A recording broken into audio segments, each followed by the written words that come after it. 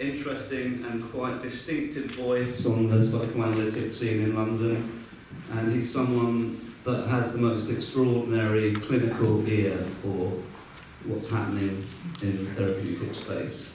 And I've always been admiring Chris for the quality of his interventions, particularly in clinical work. I've often wondered how he got to that, what the workings were behind how he got to these points of thinking.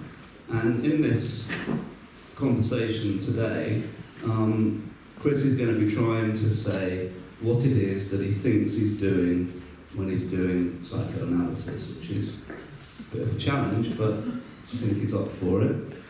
So to begin with, I'd like to ask how this interest in the psychoanalytic caper got going. Right. If I don't use this microphone, can people hear me or not? Can you all hear me? Yes. Yeah. Yeah, is it all right? Just. Some people can't. It's just that I'm absolutely useless with these things. I'm waving it around all over the place, you know. It's just not my thing, microphones.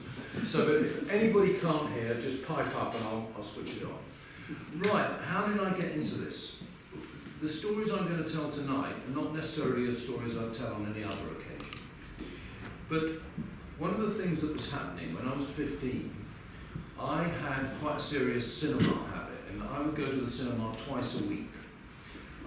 There were 3 cinemas near me, and this was in the era of B films and Pathé News and things, and you'd have a programme that would be on Monday, Tuesday, Wednesday, and then another programme on Thursday, Friday, Saturday. So I'd be going roughly a couple of times a week, a diet of war films, westerns, and of course this was an era, this was in the middle 1950s, of Teddy Boy riots and rock and roll films in cinemas. Jerry Lee Lewis, Little Richard, Bill Haley, and of course the man himself, Elvis. And so this to me was a wonderful thing, and I found myself one afternoon in the school library talking about this legendary actor John Wayne. Whereupon somebody said, and I can't remember the exact vocabulary because this is the 1950s, but it wouldn't have been gay, but it was either queer or homosexual or something like that. And somebody just said, as if, well, we all know this, of course you know that John Wayne is gay. Well, I didn't know this. And it was as if it sort of opened my eyes. Did you know there's a lot going on in this world that we need to read between the lines? And I want in on this sort of esoteric knowledge, because I feel at that moment really naive and ignorant, and I want in some way to find my way in relation to that. So it looked as if there was this sort of latency, an opening, where something like the knowledge that psychoanalysis brings to bear on the way in which we are with each other was, in a sense, potentially inviting. The second thing was that, being a very good Oedipal subject, I couldn't help but notice that my mother, her relationship with my father had really, although they never got divorced, why they didn't, I had no idea, because I lived with both of them having a seriality of involvements throughout my childhood, but their relationship had basically bitten the dust around about when I was 4.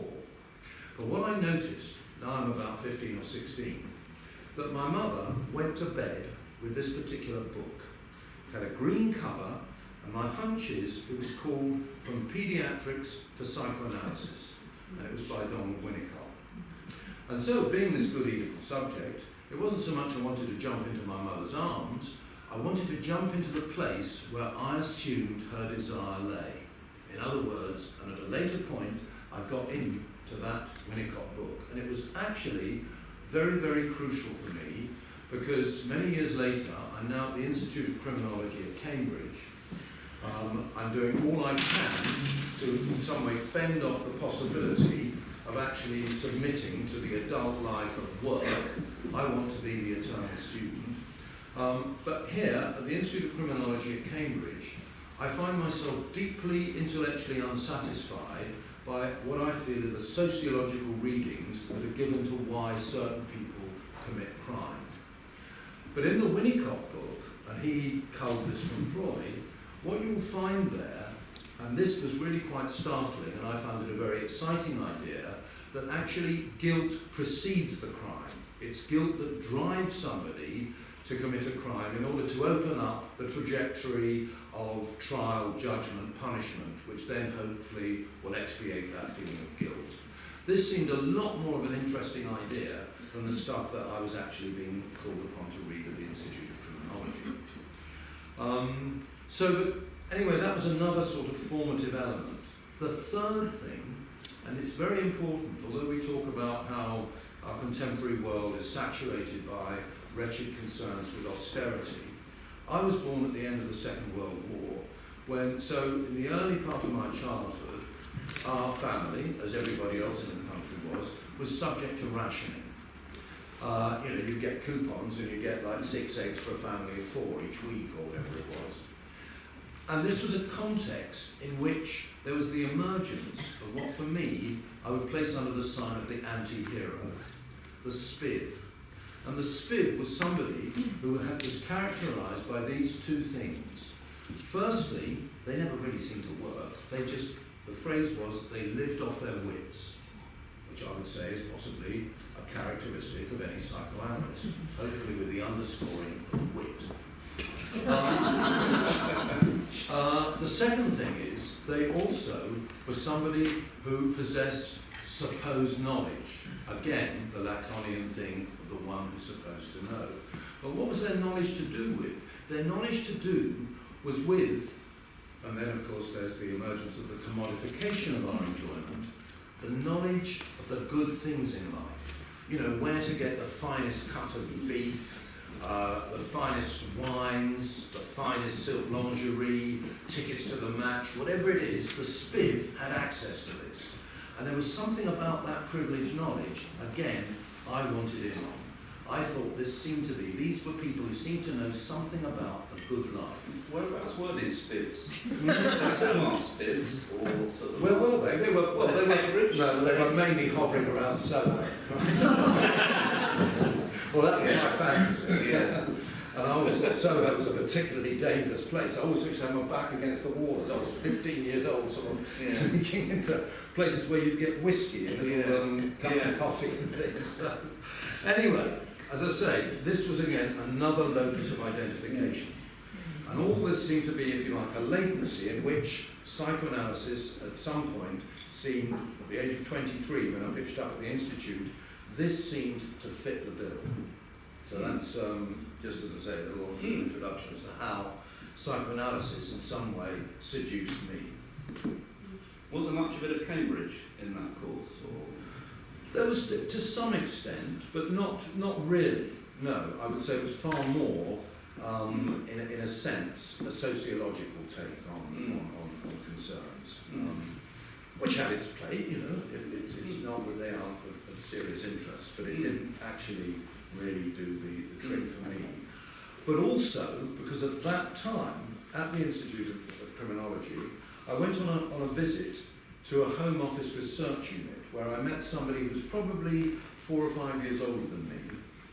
And he was telling me that they'd done this research. In those days, I've really lost touch with the whole vocabulary of contemporary criminology. But in those days, there were detention centres, what was known as a place for a short, sharp shock. Young kids would be sent there for 3 months. This bloke from the Home Office research unit said that they had, to their satisfaction, conclusively shown that actually it made people more likely to have a career in crime by sending them to these detention centres. So I'm there, I'm really quite interested in this. So I said to him, well, what will the Home Office do with this research information? He says, it will just gather dust sitting on shelves. And that too was also a seminal moment for me, because although I was attached to, and the whole trajectory that I was on at that moment was to have an academic life, to basically stay in the cloistered towers of academia. Isn't that what your dad did? Your dad an academic? He worked at the National... My dad was an eminent archaeologist. He was responsible for a thing for the exposure of the Piltdown fraud case. Something they know something about the pit. Anyway, he had his 15 moments of fame at some point in my childhood for discovering that. But he was a very, very distant figure to me, I have But it's interesting because, of course, some people might think that psychoanalysis and its sort of the idea of a sort of psychic archaeology is in some way some curious identification with aspects of my father's work in life. Can't dismiss that. You had to get out of the suburbs, though, didn't you? Was that Oh, you better believe it. I was at the end of the line. I was brought up in Amersham at the end of the Metropolitan line, and I couldn't get out of there.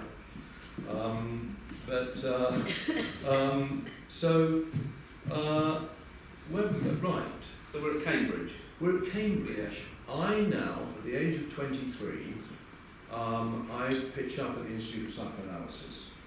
I think I'm going to be told, I'm saying, look, I'm really interested in being an analyst.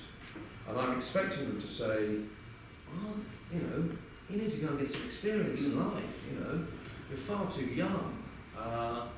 And then, much to my disappointment, the Locus guy called Alan Lindentani, who was sort of his chair was there for a long time. Chair, or he felt more like a sort of temple dog, sort of sniffing people who wanted to get in and out or whatever. But anyway, he's a nice enough old coat. He said, oh, no, we've had somebody of 18. And I was like, oh, well, okay. So, I think that was Mazur Khan. I think he signed on at a fairly early age. Anyway, I then embarked on my analysis.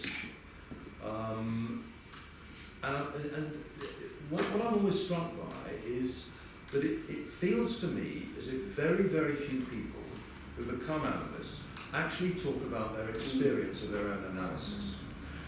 On thinking about why that might be, I realise that probably what I'm going to say, although of course it was of immense significance to me, may well come across as utterly banal and trivial.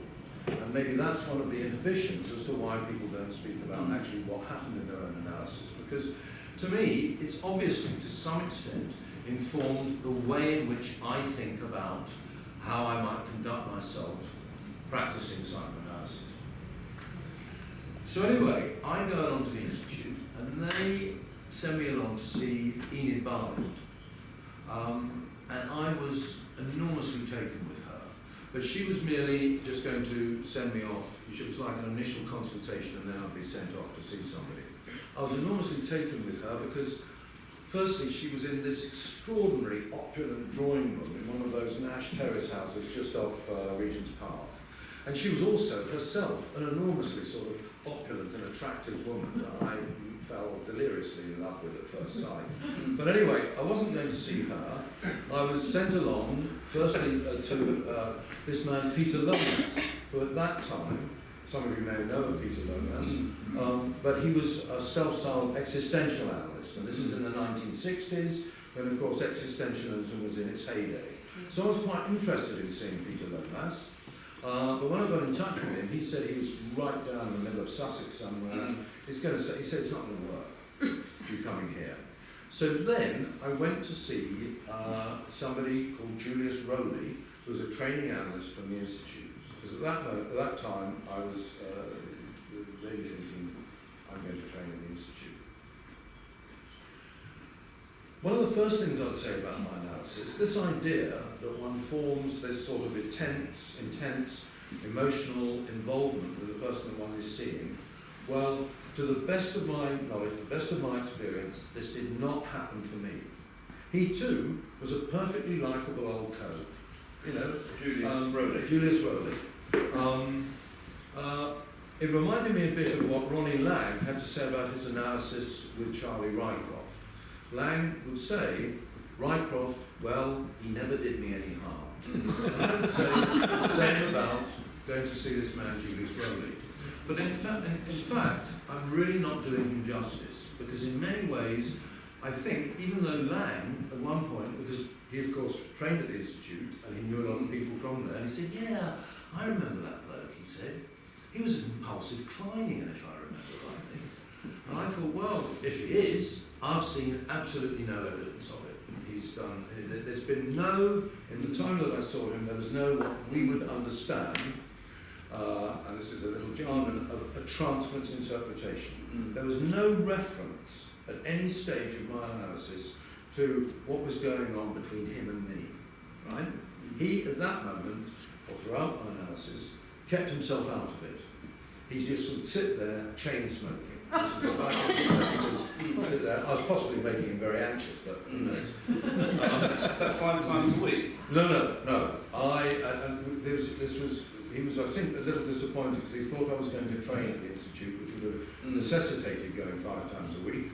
At that moment, I was very impecunious, and so I was going twice a week. And at that time, because I had been involved with the Anti-University of London and the David Cooper Group, I was a very loyal member of it. I really was very taken with David Cooper. And he said that the Philadelphia Association and Lang, and colleagues of Lang, was starting a training program. And early 70s? This was, late 69, 70, something like that, yes. The Roundhouse, just after that? It was after the Dialects of Liberation at the Roundhouse and so on. And so, actually, the person that I was involved with at that time, who then later became my wife, Hire Oakley, she was one of the first people, there were 4 people, the first intake of the PA's training. And a year later, although I'm seeing this Rowley character, and thinking I'm going to train the Institute, I thought, I think I'm going to have a look at this PA thing. Hire seems to really like it. So I go along there, and they said, yes, you'd be very welcome to join.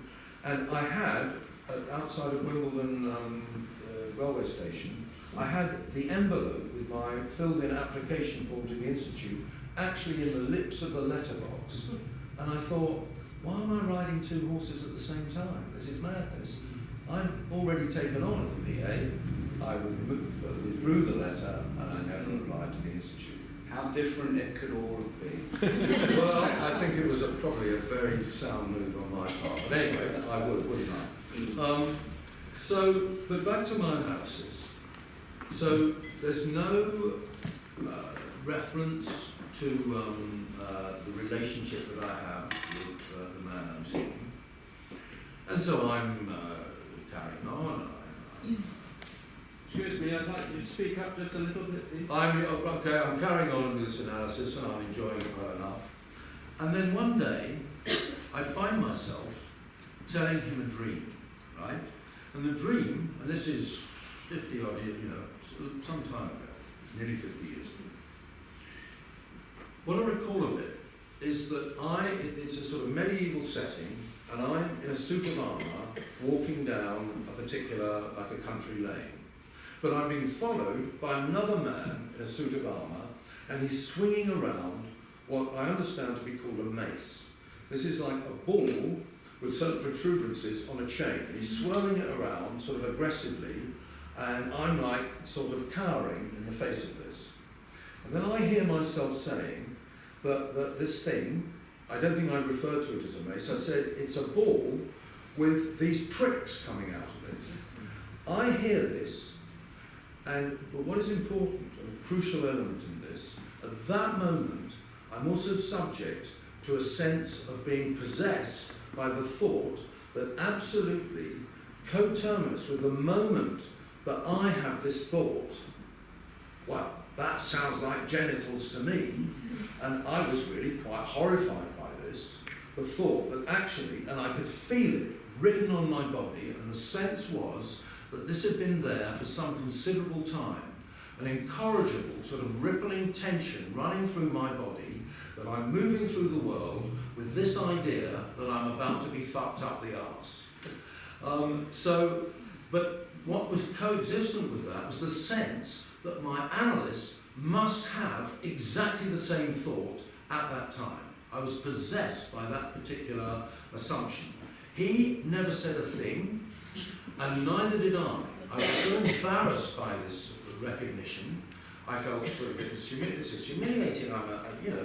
I should be a confident young man strutting through the world, and here I am, actually, as I say, really seriously intimidated, uptight, paranoid. So this idea, which of course Some of you may be familiar with Lacan's ideas about where the efficacy of the psychoanalytical cure takes place is through this notion of full speech. Well, I can tell you in my analysis, there was no speech at all in terms of anything that I said to my analyst about this particular moment. Of course, privately I said it to myself, but there was no full or empty speech in terms of what I said to the analyst, and there was no interpretation in terms of what had happened in terms of anything that he said. Now, of course, it'd be wonderful if that moment, this notion that insight affects outlook, if with one jump I was free. But of course this wasn't the case. But it was, for me, it was a crucial, seminal moment in which I could start to, in some way, sort of unhandcuff myself from this way in which I felt. And I genuinely felt that this, he provided this possibility for that particular crucial experience, which I have an enormous gratitude for, because it was a very important moment for me. So, of course, it's likely that this is going to have some effect about how I proceed with the work that I do. Much later, and this is like, to me, it's like with journalism, that if you've been to a play or a film or a football match or whatever it might be, and then you've had your particular experience, and the next day you read in the paper, somebody's written a review of it, and what they say, if you like, absolutely nails your experience. It's a wonderful moment of journalism that probably all of us here have had some experience of. Well, it was much later when I'm reading, I've now found my way to what this philosopher, Mycelium Jacobson, refers to as a particular mental landscape. This is distinct from there being a particular school, but there's a number of people who partake of a particular phrase, mental landscape, and I found my way to this. And there, I read about precisely the experience that I had felt that I'd had in my analysis. And this is, the mental landscape is taken up by some crucial figures. One of them is a man called Leon Chertok. He was an analysand of Jacques Lacan, and he said Lacan, as far as he was concerned, was worse than useless. He did absolutely nothing for me. I once told him a thing about how I'd been sort of conned in the street, and all that Lacan said was something along the lines of, rather mockingly, well, he saw you coming, didn't he? Anyway, Leon Chertok is well known for this particular phrase, that for him, psychoanalysis is merely a chapter in the history of trance. So we've got this now word trance, and it's linked to transformation, transference, so on and so forth. Because looking back on my particular analysis, what had happened was, what had been facilitated was I, in a very interesting but light, almost barely perceptible sense, I was entranced by none other than myself. And this was a really, very crucial thing. Was that Julius? Whatever his name was. Rowley. Yes. That was the only analysis, you know. I mean, when you become an analyst, you see, it's a bit like doing a PhD. You stay in the you know. Yeah. It's where you kept the same analyst for a PA training that you. Yeah. No, I had one analyst and one supervisor, and that's and then of course this idea that was Hugh Crawford from the PA, and then of course this idea, which is not entirely facetious, that marriage is like psychoanalysis without the anaesthetic. And that's particularly so when you're married to another analyst. But of course I would say it was Hugh Crawford and Hire who taught me everything that I know about analysis, really. So where are we? So anyway, the mental landscape. The others who partake of this are a Belgian philosopher of science called Isabel Stengers, Mycelium Jacobson, another philosopher, the crucial writer, Michel Henry, that Lacan worked very, very hard to suppress. He really wanted nobody to know the work of Michel Henry, and one of his particular seminal books, The Genealogy of Psychoanalysis. And then, of course, this particular analyst, who I'm a big fan of, Françoise Roustan. Those are basically the 5 principal figures on this landscape. And so one of the crucial things is if one is placing one's bets on, but what is, if you like, the locus, this rather sort of pompous phrase, the locus of therapeutic efficacy, how it works, is in some way enabling the person who comes for analysis to engage in this subtle but significant altered state of being in some way entranced, mesmerised, possessed at some moment by none other than themselves. There was a man who I saw him 13, 14 years ago, and about 18 months ago he came back to see me, and after about 6 months he said to me, look, I've got to tell you something, because I really don't know how you do it, but I tell you that when I come here, it provokes a very curious experience. He says, I come here on a Tuesday, and it's like I've been drugged. Not I said in it like I'm tranquilized or sort of anesthetized. No, it's as if there's a sort of heightening of my awareness. And it kind of lasts from Tuesday evening till about Friday lunchtime. Every week, just going once a week. Every week this happens, and then it's sort of I'm returned to my usual sort of state of consciousness. And he said, you know, I just think you ought to know that this is the effect that coming here has. And he said, I don't really know how you do it. And of course, I'm utterly delighted to hear this. This is exactly what I'm shooting for. And I don't, at some level, really know how I do it. He said, it's something you do with language. So let's look.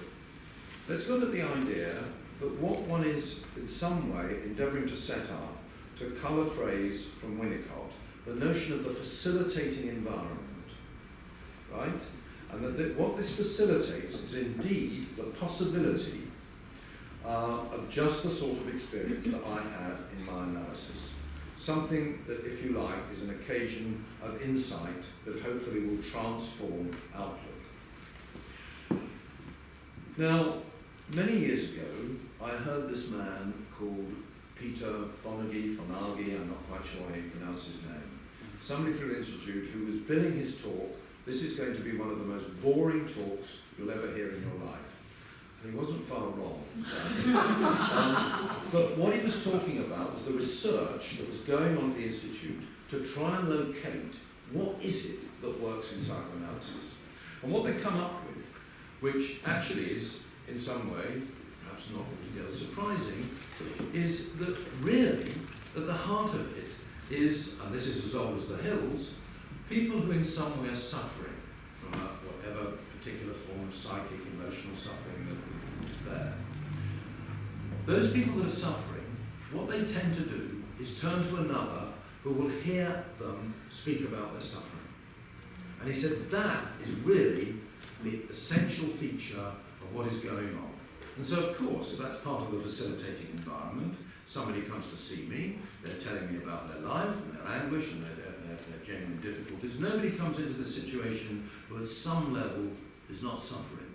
Nobody. So it's a very serious activity. Even though what I'm coming on to say may sound as if at some level it's as if it becomes a little facetious. So there's this. In a sense, we're constantly engaged in a meaning production.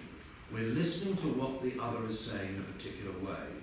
And that listening, and there's nothing particularly special or sort of curious about this, we're listening to the language that is used. This idea that comes from one of Freud's patients, Anna O, it's the talking cure. So we're listening to the way in which the other speaks. So we're listening out often for particular words which we may underline or toy with and play with in a particular way that may generate, hopefully, a sort of multiplicity of different perspectives on whatever it is that's being said. These are just the analyst's ordinary stock in trade in a certain way. Somebody else who's an analyst themselves, who comes to see me, he said something only a few days ago that I thought was quite interesting. Because it was something that I wasn't particularly aware of. I mean, it probably is so sort of ingrained with me that it's something that I do without really being aware of it. And he said, you know, one of the things that strikes me, he said, about the conversations we have, because we have conversations, and at one level they look like the sort of conversations that one might have in any ordinary social situation. But he said, actually, there's a very curious difference. He said that when I say something, you pause. There's always this pause. And he says one of the effects of that pause is that it enables me, and this is a crucial moment, it enables me to hear what it is that I've been saying. And as I say, I wasn't particularly aware that I was engaged in this sort of little trope of pausing about. Because the crucial sort of axis is that here in this moment, I'm endeavouring to the best of my ability to say what I think, but I'm not actually thinking what I'm saying. And that psychoanalysis offers this possibility for, in some way, being able to hear what one is saying. That's what I did when I was recounting my dream. I was able to hear, from a particular perspective, this double inscription. It was what I heard, but also this sense, as I say, that simultaneously I was being heard by the... Is that the heart of the matter, do you think? Well, I think it's got a lot to do with it, yes. Yeah, I mean, there's all sorts of other things that, of course, are going on as well, but I have no wish to dismiss. I mean, one of these things is, again, that you will have, in a very ordinary way, people will come along, and they'll, say, come along like this man did on Tuesday evening, and he'll tell me, like, what's been going on in the past week. They'll just sort of narrate something of their lives and so on and so forth. We may or may not touch on sort of nodal points of anguish, difficulty, conflict, whatever it might be. But in many ways, and again, I think this is faithful to Winnicott, but what is going on there is that in some way, this is a way in which this person is engaging in a process of integrating these disparate aspects of their life. But what one is called upon to do is to do no more than, if you like, gather them together on behalf of that particular person, and something comes from that. And so I'm not dismissing that, because that would seem to be, is that a trance state? I don't know, but something transformative stems from that. But if we go back then to this notion of the facilitating environment, what one is looking for is this issue of what I would describe as the Mycelium Principle. Now, there may be hopefully some of you here who know precisely what the Mycelium Principle is. Mycelium is this lattice work of spore potential that sits just beneath the surface of the earth, from which, and it's impossible to predict, where particular fungoid growth, mushrooms, toadstools and the like, where they'll emerge. Unlike if you plant a bulb, you can guarantee that the tulip is going to come up from there. The Mycelium Principle is different. Psychoanalysis in this facilitating environment means that in the conversations that I'm having with people that come to see me, we're weaving together this possibility from which, in some random, unpredictable way, you have no idea where and when it's going to happen, but something like that happened in my analysis is potentially going to surge forth, to come into the world. Something on the side of potentially that, up until that moment, was unknown, unknowable, possibly unspeakable. So that is also something that one is in some way working away at. There's a lot of unknown in that, isn't there? There's not bulbs. There's a lot of unknown, and this is why I'll come on to what I think is really a crucial element in all of this. It is the Lacanian idea is the analyst is in this place of supposed knowledge, the one who's supposed to know. My claim is the analyst is in the place of the one who's supposed to enjoy. And we must go very carefully here, because it might lend itself to the idea that in some way then I'm engaged in a demand that the other is enjoyable. No. This would be, actually, I would claim, a misreading of what I'm saying. The onus is on me to find my way to enjoy the other. And I've got a quote here, a quote from this analyst Harold Searles, right? And he says this: "I have grown less troubled at finding such responses in myself," and the response that he's talking about is love. And I shy away from using that word love. I find it what Freud would call a magic word. It seems to sort of, it looks as if it explains something, but in many ways it just sets up, what are we using this word love to speak of? Well, I'm using the word love, if I do use it, to speak about a particular form of enjoyment. And you, James, pointed to, there's so much that is unknown in this. And of course this is right. There's so much of what is going on. However hard I'm endeavouring to decipher and produce meaning in relation to what the other brings, of course, much of the time, I'm up against that is unknown. But one thing that I think I do know about is my enjoyment. And I take that very seriously. It's not a frivolous matter. It's not to be understood as just we're having a good time together. Because, of course, psychoanalysis offers the possibility of encountering aspects of the horrific. Horrific aspects of where we have found ourselves, often through no fault of our own, in a particular family configuration, but may at times be genuinely horrific. There are also ways in which we have this possibility of encountering horrific aspects of the way in which we've treated other people. So these are these two possibilities that, of course, also have a considerable importance. But this idea, but back to Searles, he says, "I have grown less troubled at finding such responses in myself, less constrained to conceal these from the patient, and increasingly convinced that they augur well rather than ill for the outcome of our relationship. The patient's self-esteem benefits greatly." Now, without moving into a sort of infantilization of the situation, and please, certainly, you will never, although I'm about to mention it, speak of, to me, the utterly emetic sort of notions of the inner child or things like that. But there is something about the psychoanalytical relationship that one might think is a little analogous to a parent and child.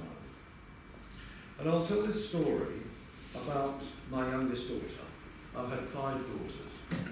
And the youngest, and this had never happened before with any of the daughters that I'd had, when she was about 8 or 10, I felt really, really miserable. Why? Because I did not enjoy how she looked. She had become really quite tall, and she lost her milk teeth and so on and so forth, and she was rather gawky. And it really, really upset me that I did not enjoy how she looked. And this went on. I tried to contain this. I think I shared it with her mother and so on. It went on for nigh on 18 months to 2 years. And then thankfully, she developed in a particular way, and that disappeared. And now, I think everybody in my family would say, well, we all know who Dad's favourite is. It's this, the youngest one. I'm unaware of that. I think, I don't have favourites, But I think her sisters would all say, she's the one. And much later on, she's now in her late 30s. One day, she says to me, "Dad, I want to tell you this, because," and she was a bit, shy in saying it, and she said, "because I think it's got something to do with you." And she said, there are certain moments when I go into a social situation like a party, and I have this feeling of enormous confidence that I can have anybody in the room that I want. And she said, "I think it's something to do with you." And I'm looking at her and I'm saying, well, I think that's rather wonderful, but I've got to say, I've never felt like that. I wish, although, if we go back to the dream that I had, and ways of looking at it from different perspectives, one of the things that I sort of laugh at myself at is that although the experience is one of sort of moving around with this sort of abject terror, was there also an idea that I'm so irresistible that everybody wants to jump my bones at the most available opportunity? Or am I also in the place of the one who is rapacious, threatening, bullying, aggressive? Is that also a genuine possibility that, of course, I would really not like to acknowledge? But, of course, I'm as capable of being bullying, aggressive, rapacious as anybody else. Although, of course, that's not all there is to me, thankfully. So, back to this thing of the facilitating environment. That one of the things that, as I say, I was very grateful for is that my analyst basically kept himself out of it. And I would claim that to the best of my ability, and of course there are many occasions in which it's impossible. You, in a sense, metaphorically, people have you round the throat up against the wall. You just are compelled in some way to speak about what's going on between yourself and them. But for the most part, I quite advisedly try and keep myself out of it. I would never say, there may be odd exceptions to this, but as a rule, make what is called transference interpretations. In fact, and again, there may be exceptions to this rule, I wouldn't be looking to make interpretations very much at all. Do you think interpretation is similar to thinking with somebody about something? Well, that's possible, but to me, interpretations, because I do know what an interpretation sort of sounds like. You could stand aside and say, this is really going on. Well, something like that. Or there's a putting together. There are complexities to it, because there's also this idea, which I'm very fond of, is that part of the sort of, if you like, the repertoire of the place of the analyst is what would be placed under the sign of the avuncular function. And the avuncular function is this, that in families, in the extended family, the position of the uncle, metaphorically, is that he would sit, a member of the family, of the primary family, on his knee and say, look, this is what's going on between your mum and dad, this is what's going on between you and your sister, or so and so, so on and so forth. And that avuncular function, there are moments in which, and of course we always, I'll have another quote here in a moment from Bion, we always do this, obviously, hopefully to the best of our ability, to try and sort of generate a certain truth. But it's always, if you like, an offer, and it can never be more than that. But I'll say this quote from Bion, which I like very much. He was in Brazil, and towards the back end of his life he went over to Brazil and he was doing various seminars to Brazilian analysts in Sao Paulo and Brazil. And in one of these seminars, he said this: if you have been practicing analysis as long as I have, you wouldn't bother about an inadequate interpretation. I have never given any other kind. That is real life, not psychoanalytical fiction. And of course, I'm very taken with that. You know, that's as good as it gets. It's, again, a Winnicottian trope. It's good enough. Do you think these fictions are more likely to happen in, say, universities? Psychoanalytic fictions?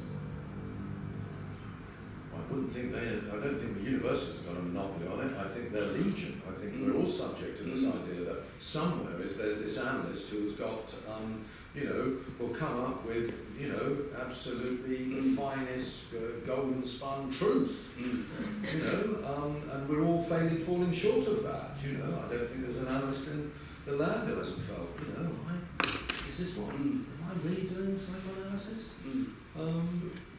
Because there's this fantasy that of some impossible ideal of the other saying it's a fiction, it's a psychoanalysis, it's not real life. Real life is far more sort of clumsy and cumbersome. Do you think the essentials of what you're saying can be taught? Or if they could, how would that or is it just a form of apprenticeship and experience that you have to go through? That's a good question.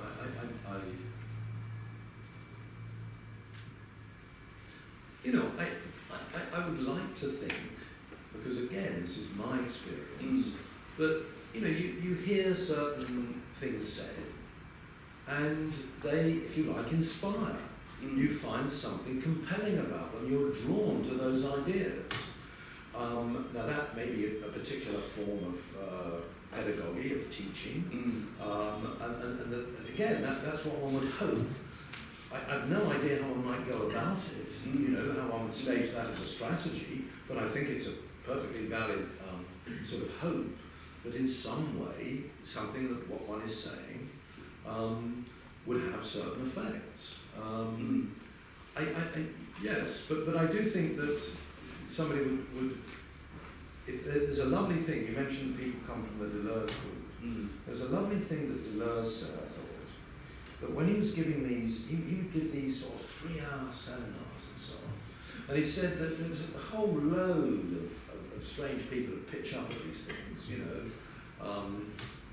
people who were by and large sort of interested. But there was a smattering of really long-term junkies in the audience. And at times, much of the time, they'd be nodding off, they'd probably shut up in the mood before they got into the seminar or whatever. And he said that it was quite miraculous that, he'd be sort of talking away for the 3 hours, but he said when he found himself saying something that actually spoke to that particular person, right at that moment, they would come alive and awaken to it. And I thought that was a wonderful story, and I allowed one should trust that that people are ready for certain things at certain times in their life and not at others. And we have absolutely no control over that. It's like an analysis, As I said, we can set up this Mycelium Principle, but when and at what moment something emerges that is potentially transformative, I think we have no control over whatsoever. It's, if you like, in the lap of the gods.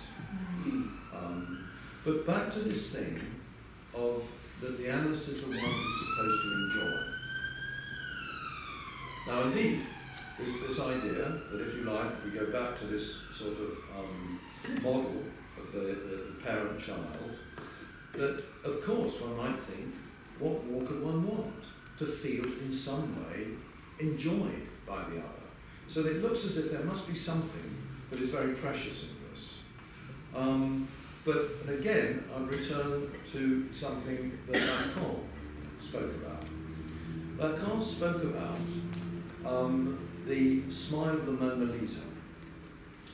And what he was saying is that the smile of the Mona Lisa was the smile of a woman who knew something about the experience, the wildness of the most intense intimacy, which doesn't extrude for a moment anything to do with the erotic. And it's that smile, and he said that this is an experience that is available for people who come to analysis. But it's crucial that you recognise that it happens to some, but it does not happen to all. And so, again, we have very little control of that, because for me, and I mean this both seriously, but it's also, there's a facetious element to it, that rather than concern ourselves with the direction of the treatment, let's place far more emphasis on the idea of psychoanalysis as a treat. And just one more story. I said much earlier that there was this identification with the spiv, the one who lives off his wits, who doesn't really seem, it's not really work. Now Socrates said, the man who has found his way to do something that he really loves, it feels as if he hasn't done a day's work in his life. My supervisor, he said to me at one moment, he said, this thing that we do, sometimes you really have to pinch me to think that this is work. But on this idea of work, I'll tell you, this is the last story and we'll open up the question. Many, many years ago, a young philosopher, a Scandinavian philosopher, was coming to see me. The reason he'd come to see me is that he'd been told that I'd be a good person to see because we both supported the same football team. Now, as it happened, in the analysis, we barely ever spoke about football. I do remember one thing he said, that we'd both been up at a game, a League Cup game on a sort of Wednesday night in Tranmere of all places, and he'd seen me across the terraces fiercely howling abuse at some hapless linesman or one of our players. And he said he found this immensely amusing. But other than that, there was barely, as I say, any mention of football. Anyway, it's time for him to finish. He's going back to the country that he's come from. And it's on the last day he comes to see me, he tells me his dream. And he said his parents, actually, they lived in Australia. And he said he was now in Australia, and he was at their house in the country somewhere. And he was, at that time, he was also genuinely doing a PhD. And in the dream, they're going to go into town to get some shopping, and he's sitting at a little table under a large eucalyptus tree in the garden. And he's got his books out, and he's going to do some work. And in the dream, there's that moment, and then his parents return from their shopping expedition. And as they sort of come out of the car and unloading the stuff, I think his mum, or whoever it is, turns to him and said, oh, how's it gone? Have you done any work? And he said, no, I haven't done any work at all, because when you left, something quite extraordinary happened. Suddenly there was this huge sort of cluster of these exotic tropical birds came and landed in the tree, and I've been just absolutely captivated, possessed, mesmerised by these birds, and listening to their bird song. And just before you came back, they just disappeared. So, as would be my way, I said, so what do you make of this dream? And he said, with a big smile, it's my analysis. And I thought, again, the trouble is that such things are a bit like sort of apples for teacher. Of course, this is exactly what I want to hear. We haven't done any work, but he's been mesmerised, and we've seen some rather extraordinary things. But as a parting shot, and of course I also like this very much, as he got up to leave, and when he was at the door, he turned round to me, and almost with a conspiratorial wink, he said, it's been a draw.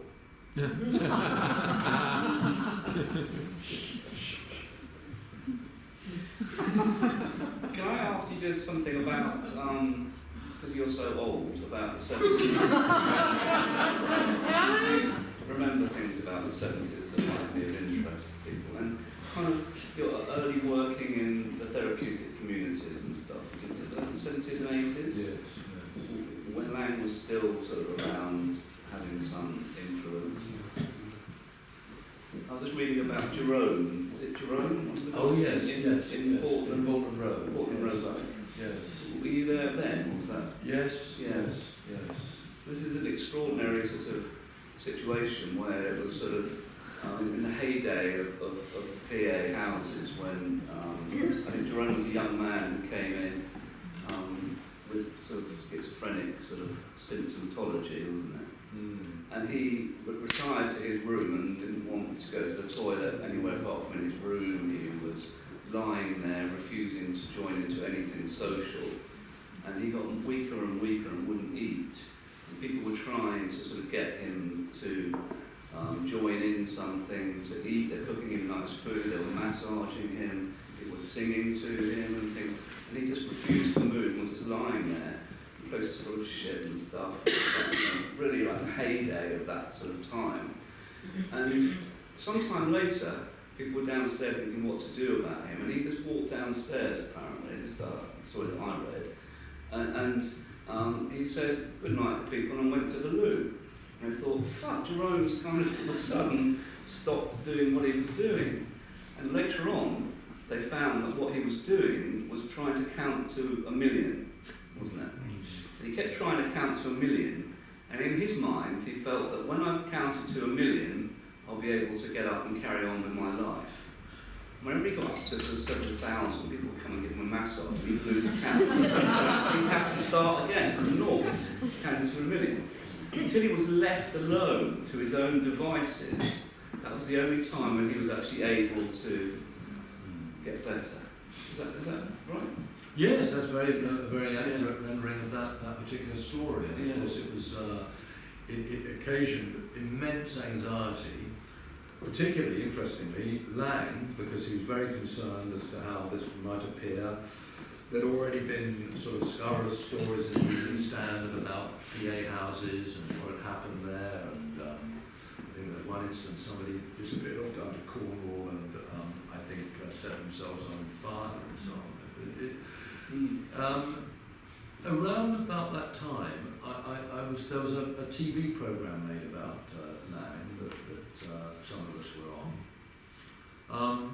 And there was somebody that I was seeing who was a consummate insider from the sort of Camden Town, scritty-gritty sort of punk rock scene at that time.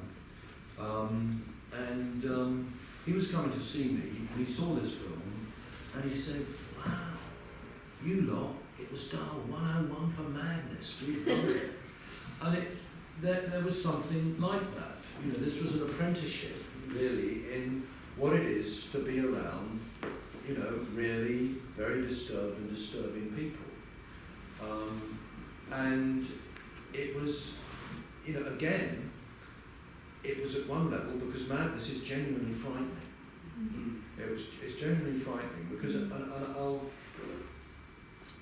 know whether this is, but there was one moment that I was so glad that the person concerned was able to point this out to me, because I was seeing somebody who I would say was, I don't like to be pathologizing somebody, but seriously mad.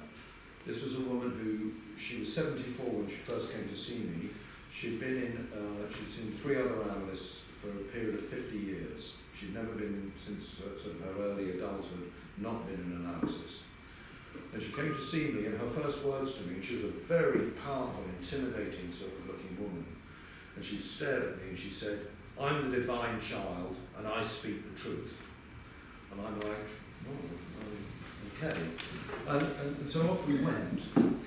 And then, at a certain moment, there was somebody that I was seeing, and as I said, I'm very grateful for the fact that she was able to draw attention to this, because she said, something happens when I come to see you, say on a Tuesday, that about 10 minutes before the session ends, I feel that in some way something happens to you.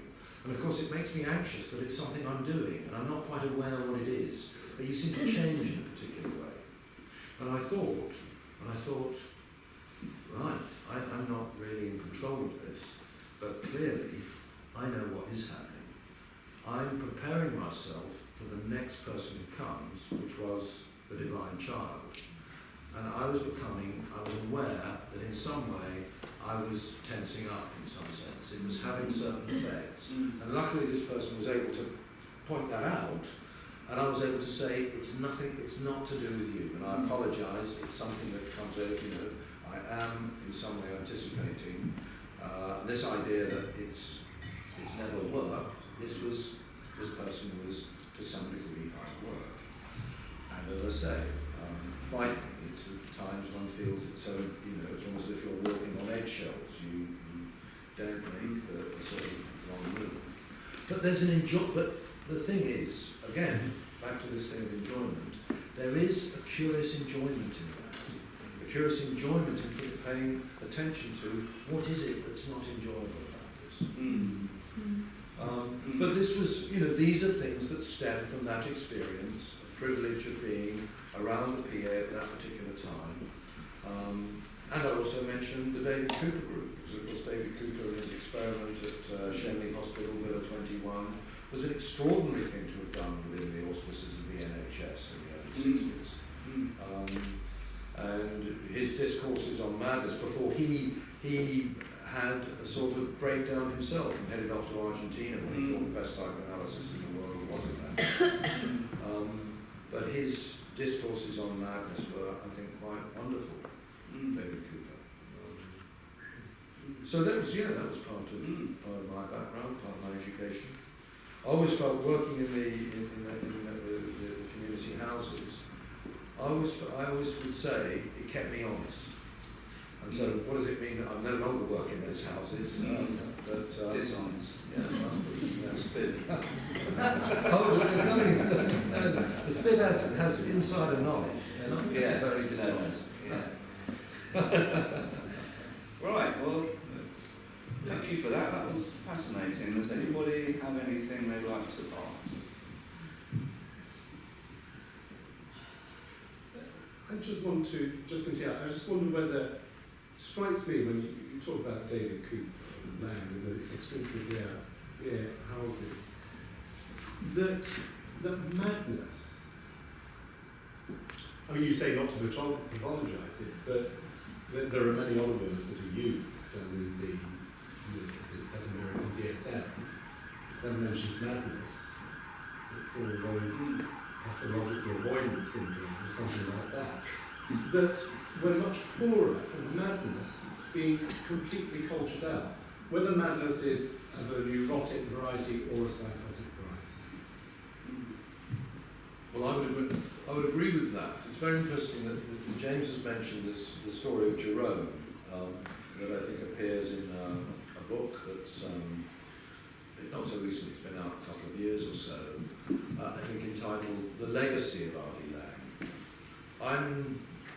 I'm a little sceptical as to whether there really is a legacy of R.D. Lang in a way, but he was a man of his moment and an extraordinary figure in a multiplicity of ways. But what's very curious in this book basically is a collection of sort of cheerleaders. You know, they're Lang fans, sort of, and they write, you know, they're not unintelligent people at all, they're serious people in their own right, and it's a serious book. But that's the basic thrust of it. But almost all of them, I would claim, really fail to recognise what was Lang's central teaching. And you will see it in this book that he did with Aaron Esterson about so-called schizophrenic families. And he was saying, so-called, he said, I do not want anybody to understand that what I'm writing about here is some other way of treating schizophrenia, right? Because I want to claim that there is no such thing as schizophrenia. And it's this crucial message, it's this idea that what happens is that, if you like, under the rubric of madness, there are a whole cluster of particular phenomena. And it may be perfectly appropriate to gather those phenomena together and utilise a term like they're schizophrenic. All right? That may be a perfectly valid sort of description, a way of binding together a set of phenomena. But then what happens is they utilise that term and they put it, if you like, before the event. It's as if, no, these people are suffering from schizophrenia. The schizophrenia has caused the particular phenomenon that have generated that particular set of terms. And it's this that Lang was, you know, sort of, if you like, almost on his knees, sort of, can people not get this? And people don't get it, and they don't to this day. And it's even the cheerleaders, they don't get it in this book. You'll see it over and over again. They don't get that. And so what he's saying is, that of course the phenomenology of madness exists. You know, people can be, and his claim would be, we're only ever driven mad. And back to this thing that I'm talking about in terms of trance and a sense of possession, it's as if it's like that one elects to be subject to a little homeopathic dose of madness. This idea, in that moment that I was talking about in my own analysis, it was felt as if the analyst was thinking in my place, at the same moment as I was able to have my own thoughts. And it's this is the hallmark of what can drive the other mad, that people appropriate their desire, they ultimately foreclose their own potentiality for having their own thoughts. The story you tell of this man Jerome, and this idea that he had to be able to count to 1,000,000, and then he would be able to get on with his life. I would claim is that this was his attempt at self-healing, that he could have his own mind. And that what the task he set himself was to be able to count to 1,000,000. If he achieved that, he'd actually achieved that he was no longer in some way subject to people thinking in his place. Yeah. He had his Claim his own reality. But this is what he came to the PA house to find his way to do. A lot of Buddhists do a lot of counting up to hundreds of thousands, don't they, Lawrence? Some of them.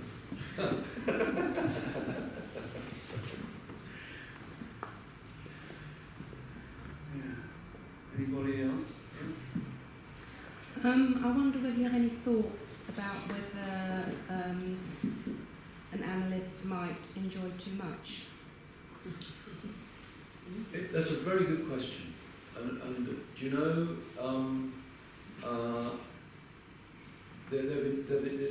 because there's always, you know, it's very important that one, as far as possible, does not exploit another's dependency.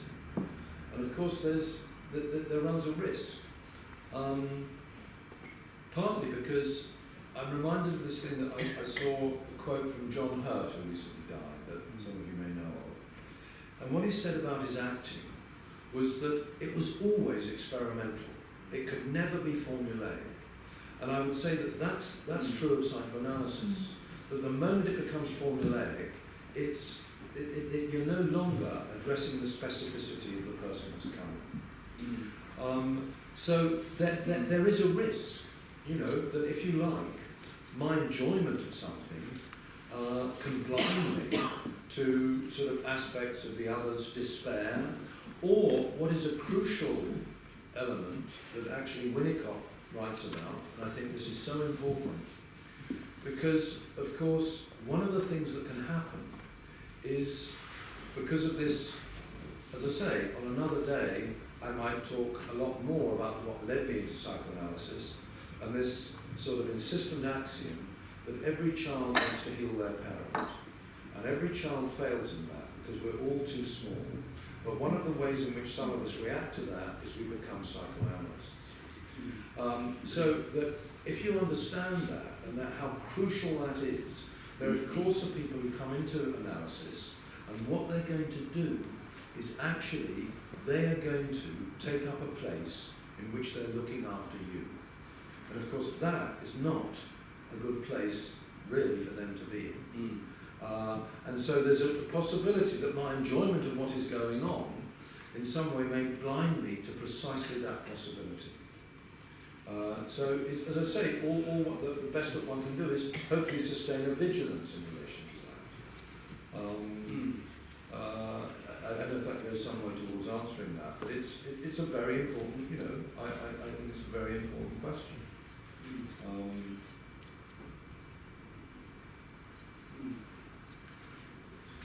Do you feel slightly sort of allergic to sort of counter-transference? Would you ever consider that to be a useful concept? Well, I think, you see, the difficulty is that people who utilise notions of the more orthodox notions of transference and counter-transference, that actually what they're countering is precisely this whole issue of the inculcation of that significant but subtly altered state, that this notion of being hypnotised by none other than oneself, But it interrupts it counters that. Yeah. It counters it. That's why it's so important, to the best of one's ability, if you like, one keeps oneself out of it.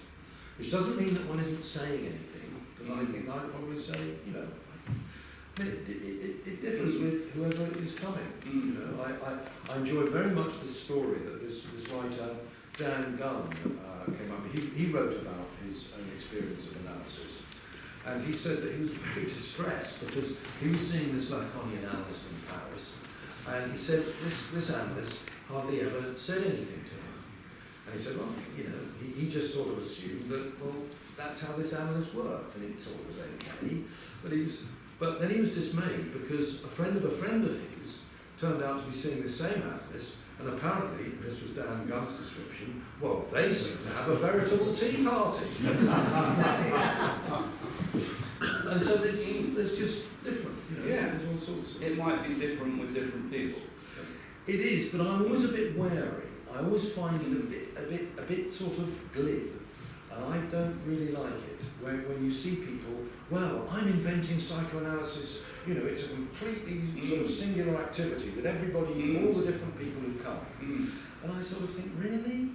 Do you know, I'm sure that there are convergences in the way in which I carry on that were true with a cluster of particular people.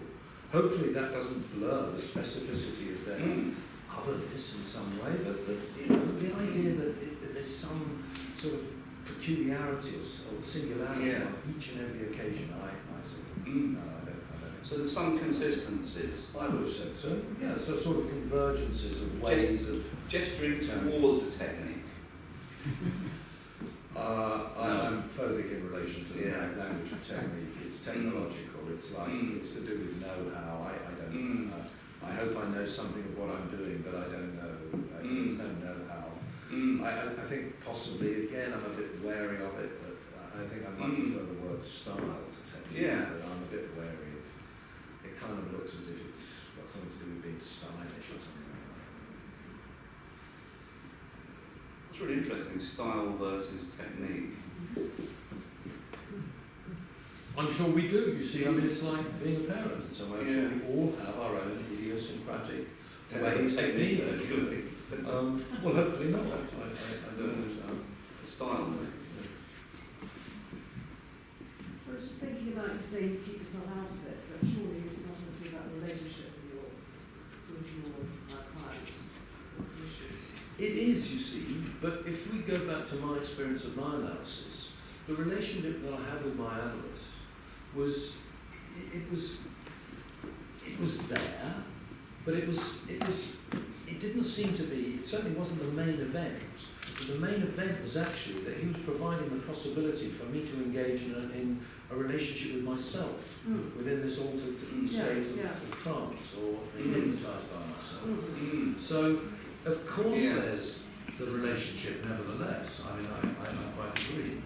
And of course, that's what possibly is why I'm placing this emphasis on.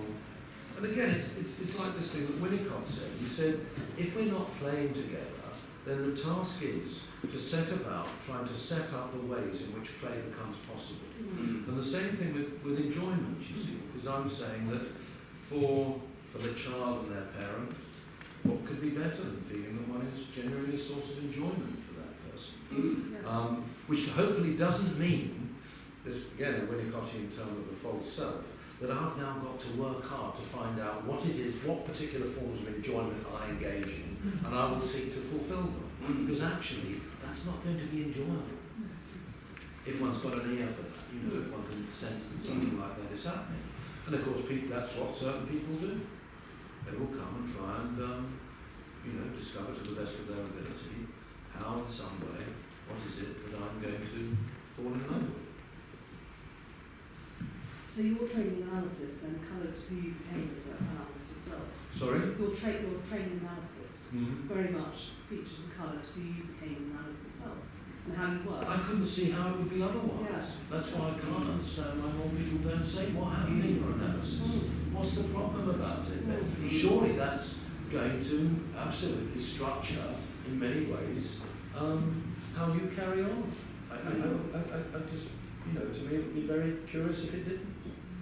Why else would one sort of, be called upon to subject oneself to this experience? But people are often quite stunned when you ask them what happened in their analysis, say, interviews or something, training, you might ask something like that. And they act as if it's a question they've never been asked before.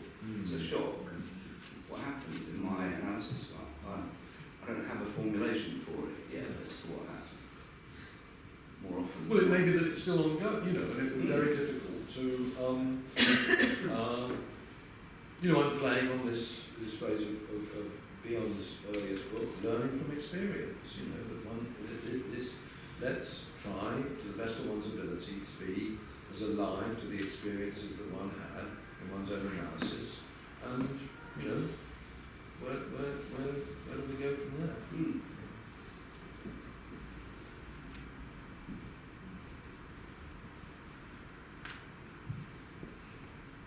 Anybody else?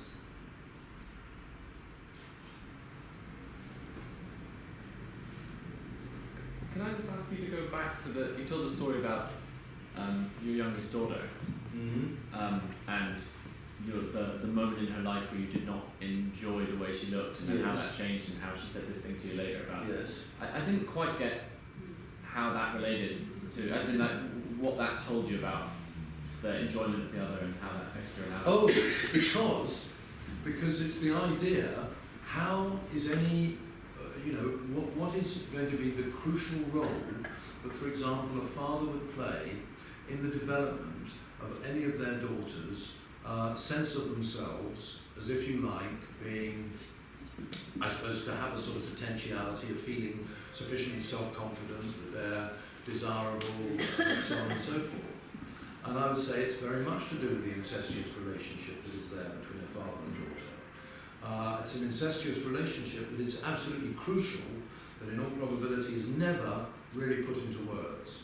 Because the moment it's put into words, it's likely to turn to ashes and occasion an incorrigible, horrible feeling of self-consciousness. I caught myself actually in relation to this with one of my grandchildren. She lives up near York, and I go up there every so often. And when she was about 5 or 6, she always wore what in my eyes was this lovely little red coat. And she would come and be very eager. I'd get off the train, and there they were coming to pick me up. And I always say, "Oh, look, oh, your lovely red coat, Lily. You look so great in it." And I'd always notice that in some way this would occasion a certain sort of wincing, as if she didn't enjoy this. And then I realised I've got to stop doing this. Of course it's well-intentioned, but the trouble is it promotes for her a feeling of self-consciousness that she really doesn't want. But when she rushes up towards me in her enthusiasm, she's not self-conscious at all. But the moment I mention that wretched red coat, it turns to ashes. And so, I'm able to, I contain myself. I in that moment, my enjoyment actually spawns something. And so it's very much to do with, in a sense, a glance, a smile. Back to Lacan, the Mona Lisa smile. This is something that can happen. That, again, Searle said that he felt about this man that was coming to see him, that he has a greater sense of intimacy with this man than he has with his wife. And at that particular time, this was felt in the American psychoanalysis to be quite a scandalous thing to have said. And I would say that, but I do think there is this extraordinary sense of intimacy, back to this issue of relationship, that is of course a potentiality in the situation, where in a sense one might say in that moment that there's a way in which one is, that we're entranced with each other, and there's something really quite magical about that. But of course it can happen, but it doesn't happen for all. And one can't stage it as a strategy. That would be impossible. That would be, if you like, formulaic. I wouldn't know how one might go about that.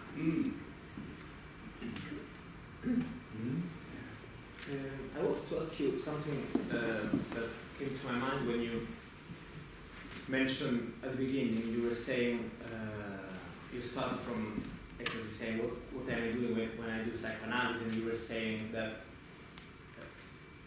people, we were saying that someone noticed that there was something about your posing, Yes. and which allowed them to.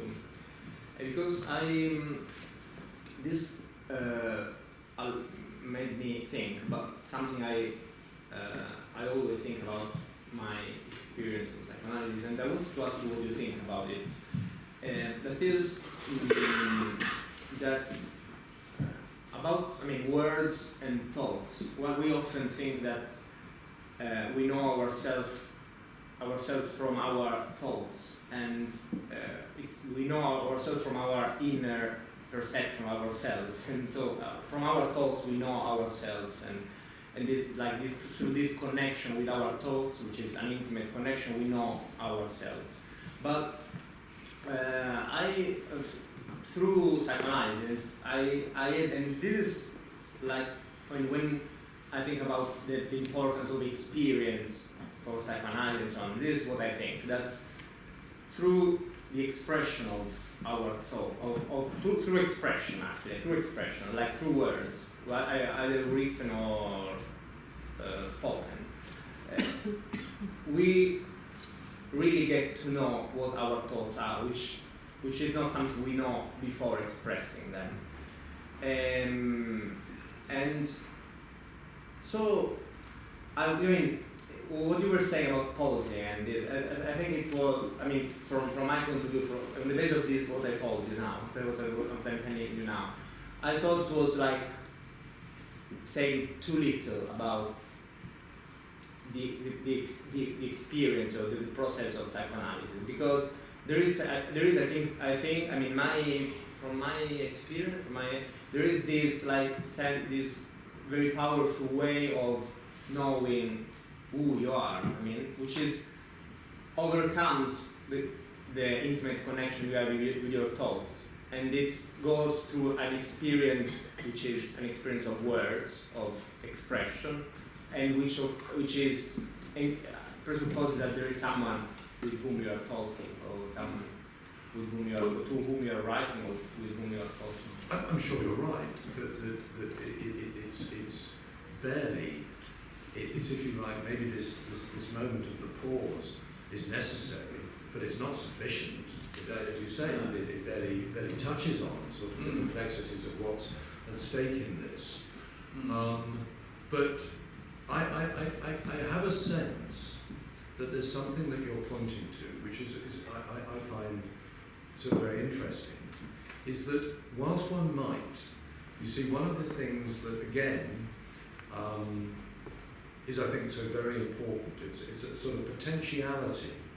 One might place emphasis on psychoanalysis, if you like, generating self-knowledge. But I think that it's so important that constantly, rather than to sort of close things down, you know, so sort of informed by the axiom, anything that one takes oneself to be, one is not. And so it's very important to sort of constantly, in some way, be, if you like, engaged in an endeavour to seduce the other away from thinking that, I know myself through some experience. And of course that experience can only sort of really sort of come into being when there is that, if you like, moment of reflection through something being put into words. It doesn't make it, you know, how can we sort of gain access to experience without that, if you like, the level of affect, without there being this little fold in which one reflects upon it in some way. Even as I say, it was more something that I said privately to myself rather than anything that I ever said in that moment to my analyst. But I wouldn't say that was, you know, obviously in that moment, I gained a sort of sense, and that's the notion of sense, and it's linked to meaning, and so it was very meaningful for me, a sense of myself, but I wouldn't necessarily place that under the sign of self-knowledge, which may seem, you know, why not? In that it seems sort of quite antithetical to something that, in a way, which would be to do with, if you like, the sort of closure of representation. And I'd be very concerned about, in any way, playing a part in encouraging somebody to engage in that. That, to me, is antithetical to a psychoanalytical project. It's always wanting, in some way, to encourage this sort of kaleidoscope of multiplicities of what it is that informs anyone's life. Opening out. Yes, I don't know whether that goes anywhere. I understand, and I really don't know, but I mean, I find it interesting reply to my Right, okay.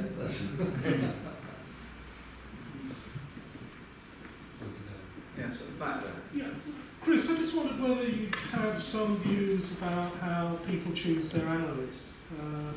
I always remember first coming across you and Haya at the Philadelphia Association, and I always said to myself, I much preferred the sound of her voice to yours. Because she reminded me of my mother's voice, who has English as a second language. But then I kind of thought about my decisions, how to choose an analyst. And I remember once being presented with a list of training analysts, and I thought, I'm going to go for the most foreign-sounding name on this list. So I did, Anne Malongo.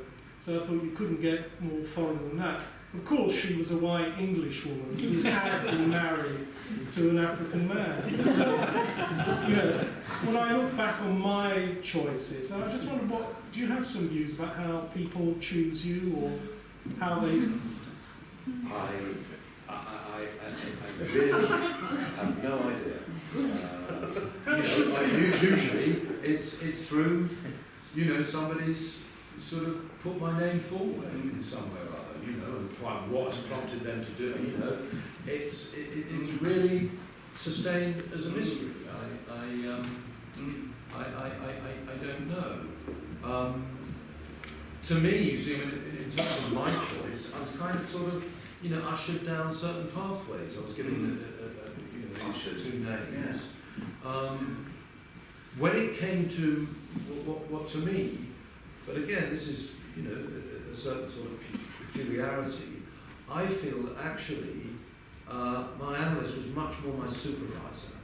And that was somebody that I chose. And I always think it's very curious, because if you're embarking on this trajectory of being an analyst, then presumably part of the life of an analyst is that you go to, say, occasions like this.